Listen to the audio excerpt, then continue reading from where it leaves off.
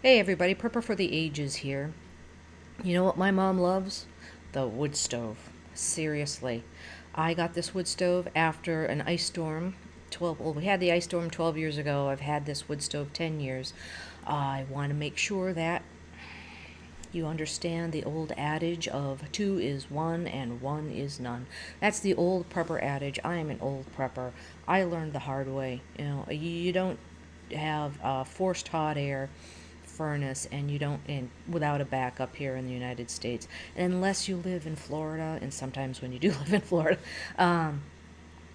you need a backup. You need some way to heat the house in case of an ice storm, in case of the cold weather. And this is it. This is February 17th, 2021.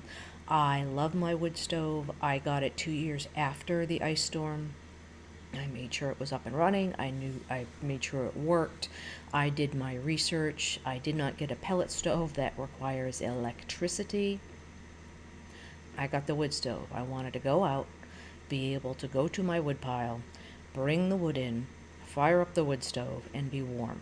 And yes, my elderly mother, will come out here when the wood stove is fired up, and she loves it.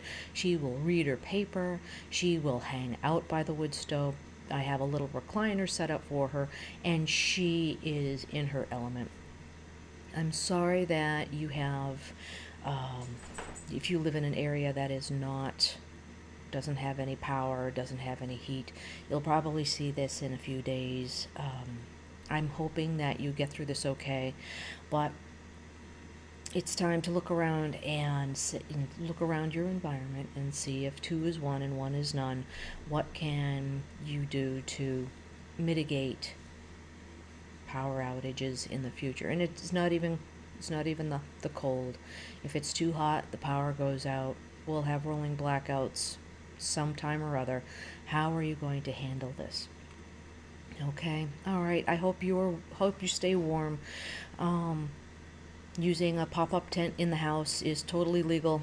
Just a pop-up tent, throw your bedding in, and you'll be able to hopefully be able to sleep and be warm enough to sleep. Okay, let's get through this together. Good luck.